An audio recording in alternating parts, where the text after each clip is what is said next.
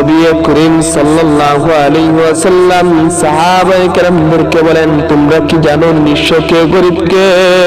সাহাবায়ে কেরাম বলেন, আমরা তো জানি নিঃস্ব গরিব ওই ব্যক্তি যার টাকা পয়সা ধন সম্পদ নাই। নবী করিম সাল্লাল্লাহু আলাইহি ওয়াসাল্লাম বলেন, উম্মত মুহাম্মাদের মধ্যে সবচেয়ে গরিব নিঃস্ব ওই ব্যক্তি কিয়ামতের দিন যাকে উপস্থিত করা হলে নামাজ, রোজা, হজ, যাকাত সকল প্রকার নেক আমল নিয়ে আসবেন।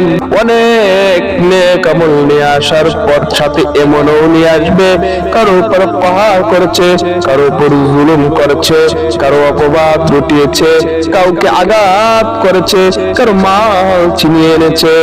তার যত নেক গুলো আছে সেই নেক গুলো তাদেরকে দিয়ে দিতে হবে।